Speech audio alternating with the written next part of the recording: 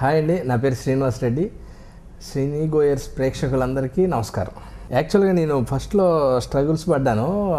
అవన్నీ చెప్పడం కన్నా ప్రస్తుతం ఎక్కువ నవ్వించడం అలవాటు కాబట్టి బాధలు చెప్పకూడదని డిసైడ్ అయ్యా. మీరు మరీ తప్పదంటే ఇక చెప్పాల్సి వస్తుంది, కానీ నాకు కూడా అంత ఇంట్రెస్ట్ లేదు. హ్యాపీగా అన్ని నవ్వుతూ విషయాలు నవ్వుతూ మాట్లాడుకుందాం, మన బాధలు ఎందుకండి, సరదాగా ఉన్నాం కదా. ఇండస్ట్రీలో టాలెంట్ ఉంటే మాత్రం 5 నుంచి 10 సంవత్సరాలు టైం పడుతుంది. లేదు, ఈజీగా రావాలంటే మన్ని ప్రమోట్ చేసే గాడ్ ఫాదర్ ఉండాలి, లేకపోతే మనం ప్రమోట్ చేసుకునే మనీ మన దగ్గర ఉండాలి. ఏమున్నా కానీ టాలెంట్ అనేది మెయిన్ ఇంపార్టెంట్. ఓన్లీ టాలెంట్ ఉంటే మాత్రం మాకు పెట్టినట్టే 5 to 10 years పడుతుంది గ్యారంటీగా. మెయిన్ టాలెంట్ అనేది ముఖ్యం. ఎన్ని ఉన్నా కానీ మధ్యలో వెళ్ళిపోతాం. నేను యాక్చువల్గా బేసిక్గా ఫస్ట్లో టీవీస్ ట్రై చేశాను. టీవీస్లో ట్రై చేస్తూ సినిమా టార్గెటే. సినిమాలు ఫస్ట్ తిరగటం, సినిమాలకి తిరిగితే బుక్స్ పట్టుకొని వెనక్కి తిరగండి, అమ్మాయితో నడవండి, లేకపోతే నువ్వు మెట్ల మీద నుంచి ఇలా నడుచుకుంటారా బాబు అని ఇట్లా చెప్తుంటే అసలు మనం వచ్చింది దీనికోసం కాదు కదా అని చెప్పి సినిమాలు మానేశాను. నేను మానేసి టీవీలో ట్రై చేస్తూ సిటీ కేబుల్ కానివ్వండి, దూరదర్శన్ ఛానల్లో సీరియల్స్ చిన్న ప్రదీప్ గారు నన్ను బాగా ఎంకరేజ్ చేశారు. ఆయన మొదటి గురువు టీవీకి. 99-2000 ఆ టైంలో చిన్న యాక్సిడెంట్ అయ్యి మళ్ళీ 2000లో ఎంట్రీ ఇచ్చాను నేను. అప్పుడు సర్కిల్లో మన లేన్ లోటు తెలిసి 1 year గ్యాప్ వచ్చేసరికి లేన్ లోటు తెలిసి సిటీ కేబుల్ వాళ్ళు ఫంటానిక్ అని ఒక ప్రోగ్రామ్ ఇచ్చారు, యాంకరింగ్ ప్రోగ్రామ్. చాలా సిటీ కేబుల్లోనే టాప్ మోస్ట్ రేటింగ్ రావడం, అది చిన్న చర్చాంశీనే అయ్యేసరికి జెమినీ వాళ్ళు నవ్వించని ఒక కార్యక్రమం ఇచ్చారు యాంకరింగ్. నేను దాన్ని ఓన్లీ 80 episodes చేశాను. అది జరుగుతున్నప్పుడే ఈ పరిచయాల్లో కుంచెరఘు గారు, జూనియర్ రాలింగ్ గారు ఇద్దరు ఒకసారి లక్కీగా కలిసి జగన్ గారి దగ్గరికి వెళ్తున్నారంటే వాళ్ళతో పాటు వెళ్ళిపోయాను నేను. జగన్ గారిని పరిచయం చేస్తే జగన్ గారు బాగుంటుంది, ఆయన యాంకరింగ్ ఒకసారి చూసే అన్నారు. నాకు చాలా ఆనందం వేసింది. బద్రీ సినిమా తీసిన జగన్ గారు నన్ను మెచ్చుకున్నారని. ఆయన ఈడియట్ అనే సినిమా తీస్తున్నాను, ఒకసారి గలువు వీలుంటే చూడన్నారు. ఛాన్సార్లు కలిశాను. 7-8 మంది ఫ్రెండ్స్ అయిపోతున్నారు. బాస్, నువ్వు టీవీలో హ్యాపీగా ఉన్నావు కదా, నీకెందుకు అనవసరంగా దీంట్లో, నువ్వు హ్యాపీగా టీవీలో కంటిన్యూ అవ్వు, తర్వాత ఇప్పుడు చూద్దాంలే నెక్స్ట్ సినిమాలో, ఇప్పటికే చాలా మంది ఫ్రెండ్స్ ఉన్నారు అన్నారు. లేదు సార్, నాకు మెయిన్ టార్గెట్ ఇదే, నాకు వేషం అయిపోయినా పర్లేదు, నేను సినిమాకి కనీసం ఏదో రకంగా వర్క్ చేస్తానన్నట్లే ఆయన వదిలిపెట్టబోతే ఆయన సరేలే ఫ్రెండ్స్లో చెద్దురా అని చెప్పి ఫ్రెండ్స్లో వేషం ఇచ్చారు. ఆ ఫ్రెండ్ వేషం లక్కీగా బాగా వేలింది. దాంతో నేను జెమినీలో నవ్వించు జెమినీ వాళ్ళకి చెప్పి ఏమనుకోవద్దండి, నాకు ఇట్లా ఈడియట్ సినిమా హిట్ అయింది, నాకు కొంచెం పేరు వచ్చింది, నేను సినిమాలు ట్రై చేస్తా అంటే, లేదు మంచి ప్రోగ్రామ్ ఇది, నీకు చాలా రేటింగ్ వచ్చింది, నీకు బాగా పేరు వచ్చింది, కంటిన్యూ అవ్వు, కావాలంటే నీకు శాలరీ ఫిక్స్ చేస్తాం అది ఇది అన్నారు.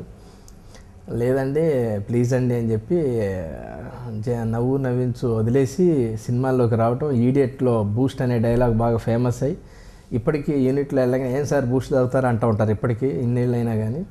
అది 2002లో రిలీజ్ అయింది, నాకు మంచి బ్రేక్ ఇచ్చింది. అలా సినిమాల్లో కొంచెం కంటిన్యూ అవుతుందండి. యాక్చువల్గా నేను కాలేజీల్లో చదివేటప్పుడు సరదాగా మిమిక్రీలు చేస్తూ కామిక్ ఐటమ్స్ చేస్తుంటే ఫ్రెండ్స్ అందరూ సినిమాల్లో ట్రై చేయబాస్, సినిమాల్లో ట్రై చేస్తే చాలా బాగుంటుంది, నీ టైమింగ్కి నీకు బాగుంటుందంటే సినిమాల్లో ట్రై చేశాను. ఇక్కడికి వచ్చిన తర్వాత కమెడియన్ అవుదామని డిసైడ్ అయ్యాను అనమాట. ఎందుకంటే ఇక కమెడియన్స్ కొంచెం యంగ్ కమెడియన్స్ తక్కువ ఉన్నారని తెలిసి కామెడీనే ట్రై చేశాను. నాకు అదే బాగా యాప్ట్ అయింది. ఆ రకంగా అదే వచ్చు, అంటే కామెడీ చేసినోడు ఏదైనా చేయగలుగుతాడు కాబట్టి కొంచెం ఫన్ ఉంటే జనాలు నవ్వుతూ ఉంటారు, ఎక్కువ గుర్తింపు ఉంటుంది, నెగిటివ్ క్యారెక్టర్ గుర్తుంటుంది. ఎందుకంటే హీరోని ఇబ్బంది పెట్టేవాడు విలను, జనాలు నవ్వించేవాడు కమెడియన్ కాబట్టి. ఇలా ఆల్మోస్ట్ ఇక హీరోకి ఎలాగో పేరు ఉంటుంది, హీరోయిన్ వాళ్ళకి ఫస్ట్ జనాల దృష్టిలోకి వెళ్ళేది కమెడియన్ ఆర్ విలన్. అందుకే మనకి ఎలాగో విలన్ సూట్ అవ్వదు, మనం దానికి అంత పనికిరామని చెప్పి కామెడీని ఎంచుకొని కమెడియన్గా ఫిక్స్ అయ్యాను. అంటే యాక్చువల్గా కామెడీకి టైమింగ్ ముఖ్యం. ఆ టైమింగ్ ఒక విరుపు అనేది ఒక టైమింగ్, ఒక పంచ్ అనేది ఒకటి ఉంటుంది, దాన్ని పట్టుకుంటే ఒక రంగ సక్సెస్ అవ్వచ్చు. ఇంకోటి ఏంటంటే కమెడియన్ ఎక్కువ డైలాగులు బాగా చెప్పి కొంచెం బాడీ అందవికారంగా ఉండే కమెడియన్స్ ఉంటారు. ఏదైనా స్లాప్ స్టిక్ ఒకసారి బాగా వెళ్తుంది, హీరో చేతులతో కొట్టించుకున్నప్పుడల్లా హీరోయిన్ కొట్టినా కానీ చాలా మంది జనాలు ఎంజాయ్ చేశారు. నువ్వు ఎందుకు బాస్ అందరు హీరోలు తన్నులు తింటూ ఉంటారు. ఓహో, మనని ఒక హీరో కొడితే ఎదురోడు నవ్వుతున్నాడు అనమాట, మన ఎక్స్ప్రెషన్ నచ్చి బాగుంది ఇదేదో అని చెప్పి నేను ప్రతి సినిమాలో కావాలని హీరోతో తన్నులు తింటాం, కావాలని అడిగి పెట్టించుకొని నేను అనవసరంగా మధ్యలో దూరి ఏదో ఒకటి మాట్లాడి ఒక దెబ్బ కొట్టించుకొని మళ్ళీ సైలెంట్ అవడం, ఎప్పుడైనా సరే జనరల్గా మనం బేసిక్గా మన ఫ్రెండ్ సర్కిల్లో కానీ నలుగురం కూర్చున్నప్పుడు ఒకటి బలి అవుతాడు, వాడు బలి అయితే మిగతా వాళ్ళందరం ఎంజాయ్ చేస్తూ ఉంటాం. వాడు లేడు అనుకోండి, వాడి గురించి మాట్లాడుకుని నవ్వుతూ ఉంటాం, అరే వాడు ఉన్నాడు అని వాడి మీద పంచేసేసుకుంటూ. అలాంటి వాడు మనం అయితే జనాన్ని మన చూసి నవ్వుతారని ఒక ఆలోచన వచ్చిందనమాట. ఆలోచన వచ్చి ఎక్కువగా గ్రూప్లో షేమ్ ఫీల్, అందరూ మన్ని తిట్టడం, మన్ని కొట్టడం, లేకపోతే మన మీద కౌంటర్లు వేయటం, మనం ఇచ్చే రియాక్షన్స్ జనాలు ఎంజాయ్ చేయటం, ఇది బాగుంటుందని ఆలోచన ఒకప్పుడు ఉండేది. కొంచెం కమెడియన్ అనగానే బక్కగా ఉండటం, లేకపోతే లావుగా ఉండటం, కొంచెం పళ్ళు ఎత్తు ఉండటం, మాట్లాడే వాయిస్లో బొంగురుతనం ఉండటం, ఏదో రకరకాలుగా ఉండేవి.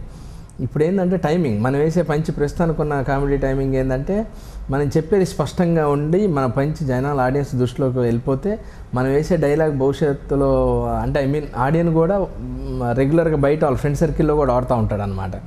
వెంకీలో సరదాగా డెవలప్ చేస్తున్నప్పుడు ఓ సీన్లో అయితే మనం ఇప్పుడు పోలీస్ స్టేషన్లో ఉన్న పోలీస్ రికార్డులన్నింటినీ మార్చాలి, పేర్లు మార్చాలంటాడు. అనగానే ఓకే పదండ్రా అనేది సీన్.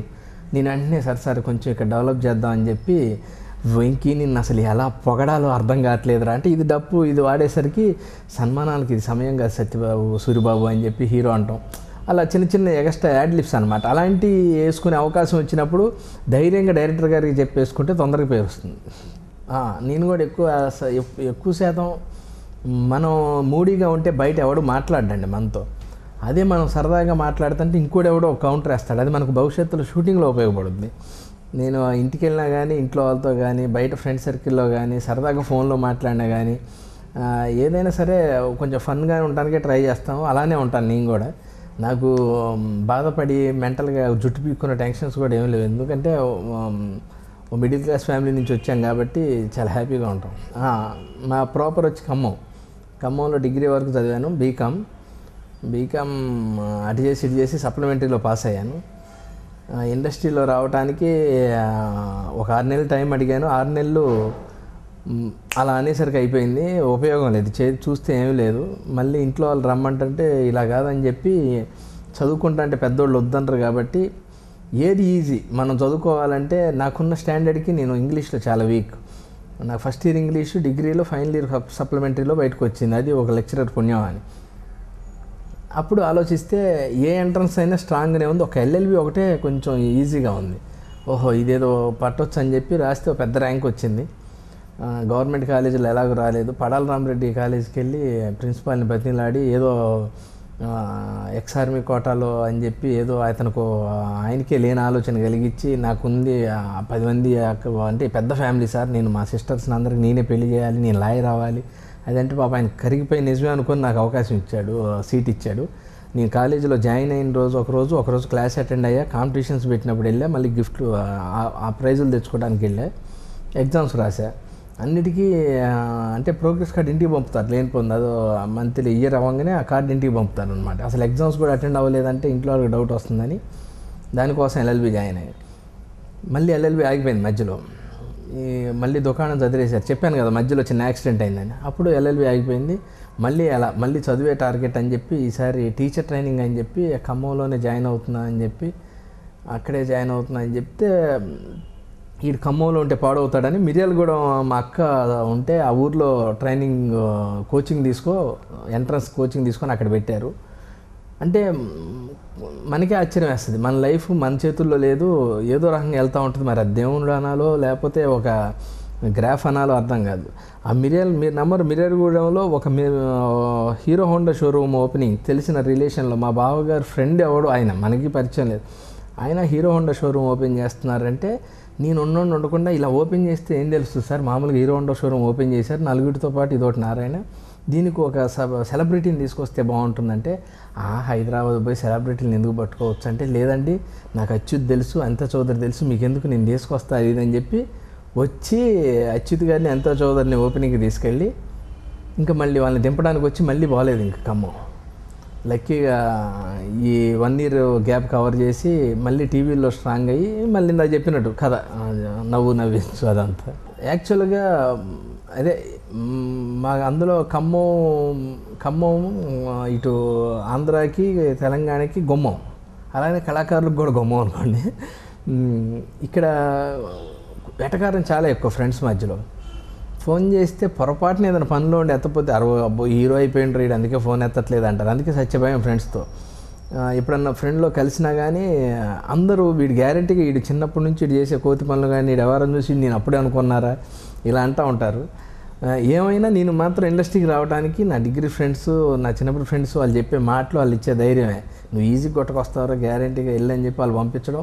దాని తర్వాత ఇంట్లో ఫ్యామిలీ మెంబర్స్ పెద్దోళ్ళు అందరూ సపోర్ట్ చేయటం. మా మదరు ఫాదరు ఈ వయసులో కొడుకుని వదిలేశారేంటి అని చుట్టుపక్కల వాళ్ళు అన్నా కానీ ధైర్యంగా దాని తర్వాత నా మీద నమ్మకంతో వాళ్ళ నమ్మకాన్ని వమ్ము చేయనీయకుండా ప్రస్తుతానికి ఏదో ఇలా నెట్టుకొచ్చాను జీవితాన్ని.